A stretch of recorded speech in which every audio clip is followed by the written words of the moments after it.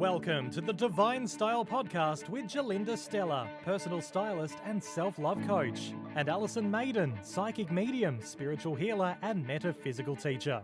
Each episode you'll experience spiritual lessons to cultivate self-love and self-expression so you can become the best version of you.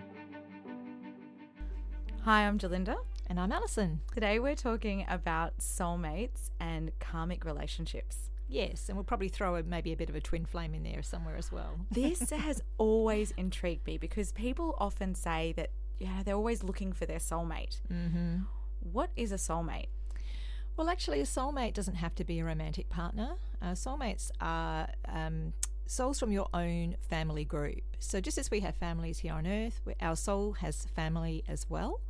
And in that intergroup, or the 12, if you like, other aspects of you, of your soul, you actually have connections with people for reasons of learning and growing and spiritual connections, basically. And if you pull a soulmate into your life, they can be your very best friend, or they can be showing you a mirror, exactly what's happening to yourself. So it's sometimes really hard to look in the mirror, isn't it? Particularly if you're not happy. Yeah, very, very true. And so when you say looking in the mirror, so it's sometimes maybe some negative aspects or things that you haven't recognized within yourself. Yeah, definitely, especially with the twin flame aspect, because a twin flame is the other half of your soul, okay? So we have the yin and the yang, we have the feeling of masculine and feminine within all of us, but when the soul is made or born of the divine source, it's like an egg. When it's fertilized, it splits into two, okay? So we have the masculine aspect and the feminine aspect. And so when we're looking at it from that perspective, when you're looking at your twin or your twin flame, they are the masculine aspect if you're female, or the feminine aspect if you're male, but not necessarily in a body that reflects that, okay? So for instance, if you are looking at, a partner that is a same-sex couple, you could have a twin flame energy within that same-sex couple, but it's the fact that the soul is the masculine aspect. Okay. This makes sense. Yes. Yeah, or the feminine aspect, vice versa. So the package doesn't matter, in other words. So the soulmate is your life partner, or not necessarily either? A soulmate can be a life partner, definitely. I mean, the word soulmate's been used a little bit sort of too romantically, I think, in the past. But definitely, when we have soulmate relationships, we can have wonderful, romantic relationships with a soulmate. Because they're on the same wavelength as you, they're a part of your soul group, so that they're learning the same lessons, basically. So you can go through life together when the challenges come up, learning those things together and overcoming those things together. So that's wonderful. But you can have soulmates that are not romantic relationships. So you can have children that are soulmates. You can have mums and dads. You can have friendships that are soulmates. So you can feel like you're cut from the same cloth, basically.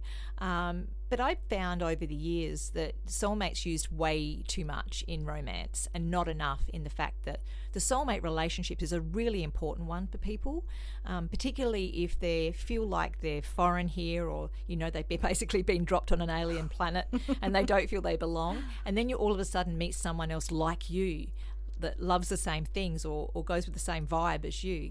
That's a soulmate relationship. That's so beautiful. When I think about a twin flame then, so if we backtrack slightly to think about that twin flame relationship, is that then the romantic relationship that people are striving for? Or can that be also, I guess, a love-hate situation? Well, it depends on how you feel about yourself, really. If they are the other side of yourself.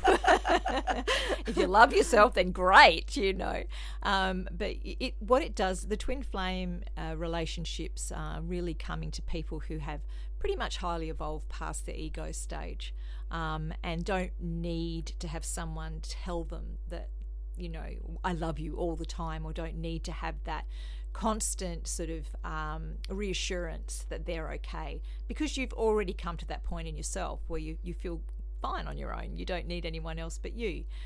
Then a twin flame relationship really works beautifully. And what happens then is that you move off in your life, but you're working on behalf of spirit, really, for other people.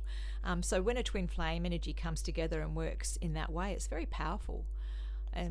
You're not really in it for yourself anymore. You know, it's about the service to others. So it's like when you're able to fill your own cup, and absolutely. the other person's filling their own cup, and then you can come together as two whole people, not half, even though that twin flame is that split in Exactly. energy. But imagine if the twin flame comes to you before you're ready.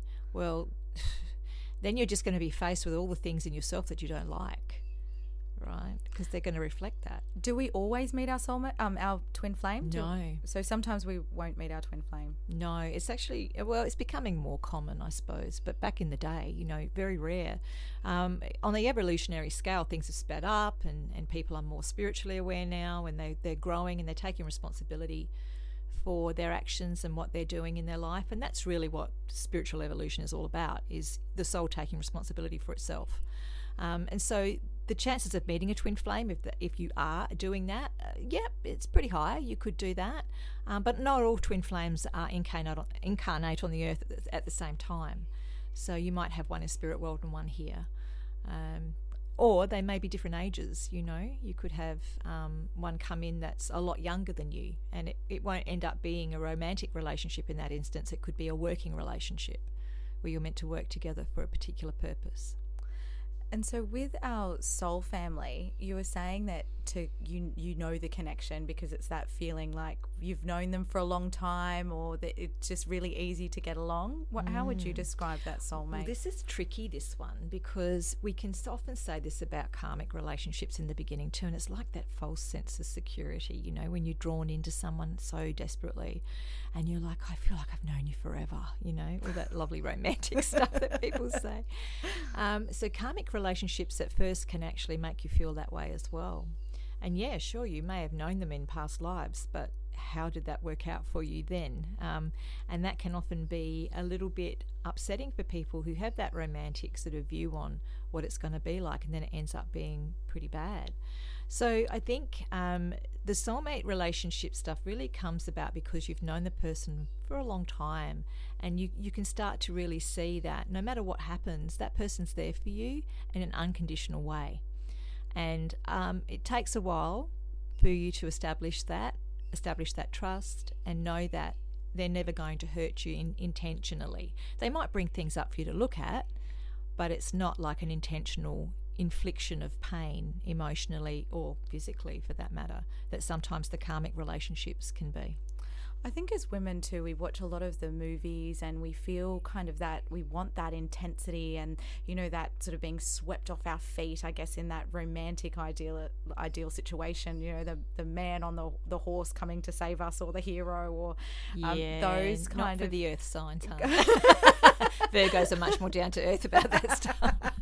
I'm like, very true. Has he got a job? Can you do this? Can you do that? I do have a Capricorn friend who is exactly the same. She's like, I don't need a man.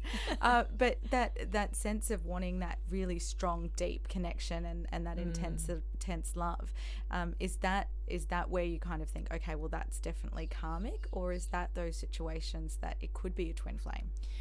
I think what it really comes down to is loving yourself, and the person that comes into your life is a reflection of how you feel about yourself. And a lot of people that will be listening to this and going, oh, no way, no, because I drew that horrible person in and blah, blah, blah. Well, it's actually a part of you that needed to be exposed to that so that you could learn to stand up and say, no, I love myself enough not to be in this situation anymore.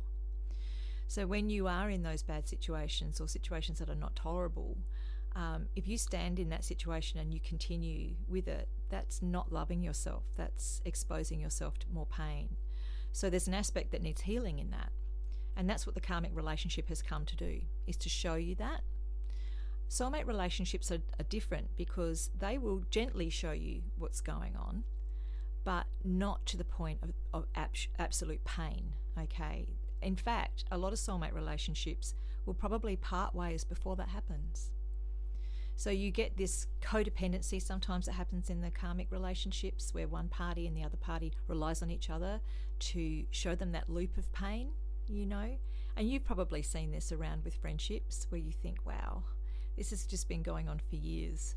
And they keep giving each other the same amount of pain over and over again. A soulmate relationship's more likely to stop that from happening by saying to the other party, I'm not doing this anymore. okay? And sometimes soulmates will walk away in order for that to be finished. So there's a big difference between the karmic cycle and someone who loves you enough to maybe walk away from you if you're not ready. I think this is a really interesting one. I guess for me, I can share, a very personal story. But in my first marriage, my ex-husband, he was extremely abusive, and verbally and towards the end physically. And at the start, there was, I guess, that intensity that I spoke about, which is where I pulled from. And I mean, I had that definitely that stomach or that gut instinct telling me this isn't right or this isn't okay. But I allowed myself to trust him and trust that it was love that I was being shown. And in the end, it turned out to be so toxic because he couldn't let me go in those moments when I was recognizing the situation and the fact that I had to get out, and not just for me, but for my children. And through those moments of trying to escape, it was kind of that, if I can't have you, no one can. That's a very scary place to be. Yeah. And if there are people that are listening that have been through something similar, please know there are places that you can reach out, and we will put some links at the end. There's a lot of hotlines and things you can call if you are in a domestic violence situation. But for me, leaving was one of the hardest things that I had to do. But at the same time, I've never felt more proud of myself. Yes. To be able to pick myself up and love myself enough to leave. Yes. And I see now that was the lesson. Exactly. And it's so great when you can reflect on that and do that, because the next relationship you will pull in will be a good one. Yes, which I did. I got You a did. beautiful a husband a second time. And he's absolutely beautiful, and he does love me unconditionally, and I love him unconditionally. And it is a really beautiful way to look at it, that, we are soulmates. And I haven't always seen it that way, because like you said, sometimes we are mirrors for each other, and we can show up different aspects of each other that we might not necessarily like, but we always take a good look at ourselves to go, okay, what's my learning in this? How can I get better from this? And I think that's the huge difference between the two, the karmic relationship and the soulmate relationship, because you're willing to go that extra step. You're willing to say to that person, I love you that much that I'm going to help you through this, instead of making them pay. Yes, which is often how relationships end up, isn't it? It's kind of, we build up that resentment, and then we want to get them back, or we want to punish them for the way that we're feeling. And relationships can be so complicated and tricky, and yet so simple at the same time when we can look at the truth of the situation. Yeah, look, absolutely. And I've been, of course, doing this work for a long time, as you know. The majority of my work at one stage was people asking about their romantic lives. It's just Find my soulmate. Yeah, it's what happens when you're a psychic, is that people want to know, when am I going to find love? Because you're quite right, and I think a little bit of Hollywood and television's fault that it's set life up to be this romantic fairy tale, and life is not a romantic fairy tale. It is a series of lessons that we come in individually to learn, and those lessons are all different. But with the karmic lessons, you've been with these people before. You've actually had lives before where you've been through this. And just recently we've done a few workshops with different people, and one lady in particular who was extremely, let's just say, serious about her life, and she felt like she was controlling everything in her life, and she knew that she was doing it, and she knew that it would set her husband off every time she went into control mode, because he could do nothing right, and she wanted to basically do everything, but then she complained because he did nothing. This is such a familiar situation for a lot of women, I think. Right?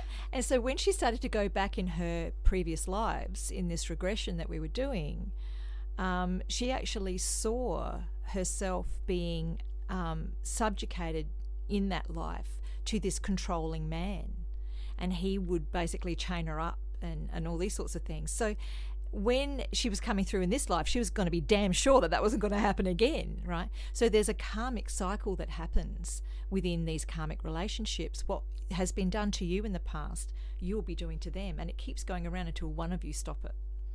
Incredible. Gosh. And that's the other thing I think with relationships too. Often people think that, or they expect the other person to change.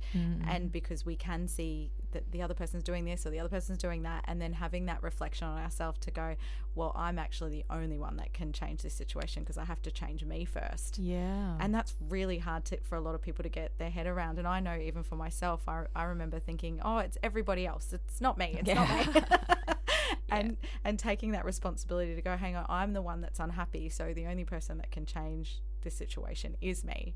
And as I began to change, the people around me did, and some dropped off, some fell away, and some came in, and I've got the most amazing friends and family in my life, and I'm really blessed, and every day, and then that gratitude grows, and you attract more of those people and more soulmates. Exactly. And you'll find too that, you know, the people, when you look back 5 years and you look at the dramas you were going through in that time with the people around you, it usually has a common denominator. You know, all the dramas that come in seem to have the same sort of thread. And so even the stuff that you're dealing with for other people, for instance, if people come to you with issues, it will be the same thing that's going on in your life at the time. It might have I always say a different frock, you know, same man, different frock, so to speak.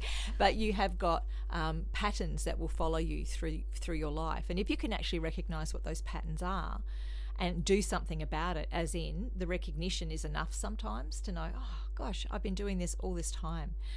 Something that was really funny, a while back, I had a really good friend, and she had a very interesting pattern with men.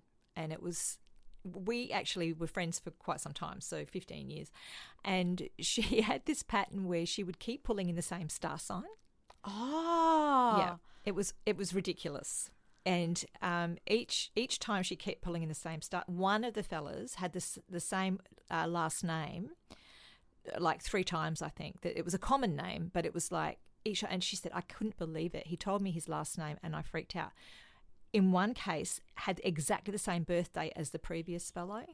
Oh, this is amazing. And it was like the synchronicity was incredible. And in the end, I'm like, have you not kind of twigged yet that you're picking the same You're man. picking the same person over and over again? And she's like, I know, I've just figured it out. Anyway, so she ended up going overseas for a little while, and she broke the cycle basically because she was going through this cycle of I need a relationship. And it was actually stopping her from living her life. So we had a conversation about it, and I said, do you know what? You need to do something completely different, something completely out of character for you. How about forgetting about having a relationship for a while? It's not going to hurt you. You're going to be okay. And just exploring something completely different. So she went over to the UK, and she lived in the UK for 2 years, and she didn't have a relationship at all the whole time she was there. And then she decided to come back to Australia, and on the last day she was there, she met this fellow. When she was due to come home. When she was due to come home. And they ended up staying in the UK for a bit, and then they've moved to Sydney. But the best part about it was that she actually broke that cycle completely, because he was not anywhere near like the other fellows were, and they're very, very happy. They've been happy for like 5-6 years now. So that's a beautiful story, and I think we can all find true love. And it's not always what you imagine it or what you think it's going to be. And I think, like we were saying, that the movies don't help that situation. If somebody is looking, and like we said, maybe don't look for a while. Have a break. Have a little, have a Kit Kat. But if you are feeling, maybe I think people do. Some people just feel really alone. Yeah. And they don't know how to maybe reach out or how to find networks or people to look to be able to foster those friendships and those relationships to find soulmates. What are some ways that maybe you've done yourself, or how do you think you can cultivate bringing in your soul family? Look, I think it really comes down to your own personal growth and your spiritual growth. And what I've learnt is that people who desperately want someone in their life have a lot of healing they need to do. They're not loving themselves enough, and so therefore they're looking for someone else to love them, and they will tend to pull in those codependent karmic relationships when that's the case. So start with yourself. You know, you've got to do things like do things that you love. Go out and explore different things. You know, if you're a person that hates sport, go and do something that is sport associated, or just, completely opposite to what you would normally do. I often say to people, when you start changing up the program, then the program in the universe has changed for you, because you are doing the same thing day in, day out. The universe is hearing this is what she wants or he wants, and it will give you more of that, okay? I'd stay well away from those sites that just, swipe left or right, because I feel like I've had a lot of clients on those it's ended in heartbreak for them. Not saying that all of those sites are the same. In fact, some are wonderful. And as you know, I've actually started my own Find My Soulmate site, which will be up and running at the end of this year. And the reason I did that mainly was because of this, trying to help people to find love, but also to help them to find how they can heal themselves so they can really have a good connection. That, I think, is more important. So finding someone that can heal them is important too. A good healer, and there's plenty of them here in Cairns because I've trained them, a good healer can really help break through those barriers that you've got, because people say, I want a relationship, and then they'll get in and they'll get scared and they'll think, oh my God, this is too hard. I can't deal with this. What if he leaves? What if she leaves? What if she does this? What if he does that? And it just sabotages it. There's a lot of subconscious blocks yeah. that we all have that we do need to work through. I know one thing that I used to do, because I love manifestation and anything to do with that. A long time ago, I learnt this amazing thing where it was to write all the qualities out that you would love to find in a person, from, being caring or compassionate. I know for me, on my list at the time was, loved my children. I wanted somebody who was healthy and fit, and I just like doing things like I do, going for walks or spending time together. And when I looked back at the list, I realised that I'd actually written out who I am. Yep. And when you really know who you are, it's much easier to attract somebody like that into your life. Yeah, absolutely. And that for me was really powerful. And I used to keep that little note in my purse. And then I met my husband. Yeah. And it was great. And I was like, oh, and I was ticking off everything off the list. And then that purse got stolen one day, and I was like, well, I don't need the list in there anyway. There's something in that one, that's for sure. Yeah, I mean, look, and you'll find too, just interestingly on the karmic relationship side of things, that if you're meant to have a relationship with someone on a karmic level, you'll have it, but it depends on how deep you want to go into it. So, you'll come across that person, and then all of a sudden some little bell in the back of your mind will go, oh, this looks familiar, or this feels familiar, and it will set up a little bit of a red flag for you. The difference with loving yourself enough is that you'll end it then and there before it gets any worse. Whereas if you don't love yourself enough, you'll just stay in the pain and the cycle will continue. So it's important to let those red flags, when they come up, really sink in, and then change your behaviour or change the way that you do things. I've actually spoken to a few ladies about this because they find it very challenging. They say, but I don't understand. I just want to. I've got so much love to give, and I just want someone to give that love to. Well, give it to yourself. Yes. Take yourself on a date. Yeah. Take yourself to the movies. Do stuff that is like completely and utterly, self-absorbent. Have a bubble bath, have champagne, have strawberries in the champagne. Do stuff that you ordinarily will expect a romantic partner to do for you. And I'm really hoping to get this lady that I know on, who for years ago, actually, she helped me quite a bit when I was going through a bit of a funk in my life. And she came in and feng shuied my house. Now, I love feng shui. Yes. I've always been very interested in that because it's about energy. It's an ancient form of movement of energy around the home so that you can place items and things in your house to make the best possible energy. And when she came into my house, I'd been single for a very long time. Like, honestly, there was cobwebs. That's how single I was. And she came in and she's like, right, the first thing we have to do here is actually make space for a relationship. And I'm like, well, what does that mean? Being a Virgo, I'm a bit of a neatness freak. I like everything put away and nice and neat. And she said, well, look at your bed. You have one pillow on your side and there's nothing on the other side. I said, well, I don't need anything there. She's like, well, you're not inviting anyone in. And it sort of like tweaked and went, oh, of course, I have to make space in my life for someone to come into my life. So I went and bought some extra pillows and, and pink sheets is another thing. Oh. Sleeping in the pink. Pink is love, Making room in your closet. Yes, that's another good one with the feng shui. I remember once a friend of mine also did this just before she met the man she was to marry, and she again didn't have 2 bedside tables, she just had one. So it was having a bedside table for him, putting 2 towels out in the bathroom. Yes. These are great little. It's like invite the energy in, understand that the universe is looking at you going, oh, she's okay. She's happy on her own. Look, she's singular. All right. Universe works on your feelings as well. So if you're feeling I'm alone, I'm lonely, I'm alone, I'm lonely, that's all it's hearing. It's going, I'm going to give you more of that. Right. Whereas if you're visualizing or feeling a partner in your life, if you're thinking about it, writing the list is a great idea. Stick it on the fridge. Right? Write your list even down to small details, okay? That he puts his toenails in the bin or whatever it might be. Yes, exactly, because there are some tiebreakers there, right? Where you're like, I'm not dealing, deal breakers, no thank you. Yeah. Exactly. And you often will find too when you're putting out there for a partner, if you're in that desperation mode, those things are overlooked. And so you do end up with this feeling of, I've been really let down, ripped off. I've met this really good looking guy, but oh my gosh, he snores, he's smelly, he's Yeah, get specific on the list.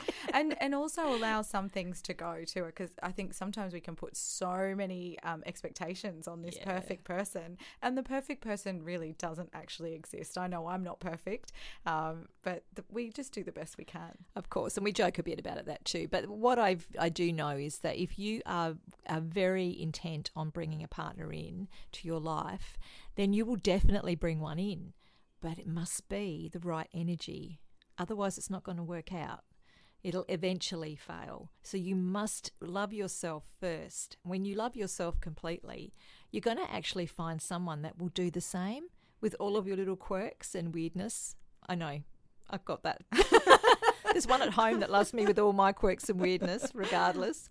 But, and as you say, it's never going to be absolutely perfect. It can't be. But in an unconditional soulmate relationship, you find that those things don't matter, that you overlook those little quirky things, because you know that the person that's with you brings to the table a lot more than the small things that bother you. Oh, and isn't that an interesting thing in relationships? Like when you overlook a lot of stuff at the start, and the things that didn't bother you then suddenly start to bother you. Yeah, that's the rose-coloured glasses scenario. Yeah. I know for myself and my husband Rick, whenever I'm messy. I'm just a messy. I just like leaving things out, and I'm kind of like a bulk cleaner. So right. I'll do it all at one time. So if I'm taking off earrings, I just put them all on the dresser, and then I'll pack them all up, after a week. Uh-huh. And one of the things that used to drive him mental is he is so neat and so tidy and so clean. He was like, I cannot deal with your messiness. I'm like, I cannot deal with your tidiness. Because he would come and tidy up after me, and I'm like, just leave it. Don't touch my stuff. He's a Libran, isn't he? He is a Libran. As my husband, yeah. I know where you're coming from. Yeah. And so, it was it was just one of those things that we've had to learn to deal with, but it still comes up in our relationship. Uh-huh. Even 10, 11 years on, however long we've been together. But it is something that I'm like, okay, well, I can make a little bit more of an effort to be tidier if you can make a bit more of an effort to just leave my stuff alone. So now I have a room, and I just close the door, and he doesn't have to worry about it. That's actually a good compromise, and that's the whole point, is that's teaching you something about yourself. But are you challenged enough to make that change, or is it just like, this is a part of me that I'm accepting, and that if you don't like it, that's fine. I'll just shut this over here, and you don't have to look at it. Yes, and that's a good compromise, and that is definitely a soulmate relationship when you've got those things going on, And it's not the deal breaker, as you say, because some people get really anal about stuff like that. They do. And it's like, I can't even have you in my space. Get out, So I do understand that. I mean, it's very easy to fall into traps when you live alone as well. Older people often find it difficult to have a relationship later in life where they live in the same house, and you find some couples are quite happy to have their own space and just come together. when they feel like it. And that's generally because they've got to that point in their life where it's like, I'm set in my ways. I don't want anyone coming in here and disturbing me. And they find that the relationship works as long as they're apart. Yes. And we have friends actually that built 2 houses alongside each other. I'm not joking. That's so good. That's the only way they can live. This is another option, right, for people out there. And that's it. And sometimes you don't have to, relationships can look like anything you want. You don't have to be living together. Exactly. You don't have to catch up every single day. I mean, I know people that they live totally separately. They only catch up. I mean, a lot of fly in, fly out workers, but they make it work. It works for them. And that's the beauty of the relationships, is that we can actually move it around and change it. It doesn't have to be Cinderella. It doesn't have to be that fairy tale ending. You can have good, loving relationships, but they don't have to form that strict, you must be here 24 hours a day. Because let's face it, if you are around someone that much, you're likely to kill them in their sleep. There was a time. Yeah, he had a few months off work. He had a redundancy. Oh, my gosh. I was like, I don't know what it is, but you need to find another job. We all need our space. Yes. We all need our space. So definitely, if you're looking for a relationship, work on yourself first, guys. Meditation's a great tool for anything. I find that, self-reflection, really great just to have 10 minutes a day, meditate, and have a think about what it is about yourself that you want to improve on that day. Or, it might be losing a bit of weight or going to the gym or whatever makes you feel good. Or just, looking in the mirror and saying how beautiful you are no matter what shape or size you are. That too, whatever is right for you personally. Start there, and then you're definitely going to attract people who see the same thing in you. Very, very true. And also, once the website's up, you can jump onto Soulmates.com. Yes, at the moment we have a holding page, but people can register their interest, so they can actually go in and put their name in to be on the database. So when it's open, you get the first through the door, basically, and that is findmysoulmate.net. Oh, .net. Yes. Fantastic. That is very cool. And that one's based on numerology and astrology. Yeah, so it's my method of helping people to connect or to actually see whether someone is actually good for them. So there's going to be different aspects to the site. There'll be an aspect where you can just put in your birth date and that of someone you're interested in, and it'll come up with a reading on that. And then, as you delve in deeper, if you actually want us to find you a partner, then you'll be getting 3 matches per month. Wow. Based on who's coming on board next. And it's done through your astrology, your numerology, and your psychological profiles. So there's 3 different aspects to it. This is so exciting. This is moving forward. I think so. It's taken us 3 years, and the actual algorithms that are within the site are unique, and it's been specially written. So it's hard work, I won't say it hasn't been hard work, but it's so worthwhile, and I can see it's going to help so many people. Thank you. This is awesome. I do think that finding a soulmate and understanding those karmic relationships are so important to, and if you are in one and it is time to get out, you can do that too. Loving yourself is absolutely monumental in every aspect of relationships, whether you're in a great one or whether you're needing to move on. It's all about you. Thanks for listening to the Divine Style Podcast. Please follow, share, and tune in weekly for more spiritual and self-love guidance.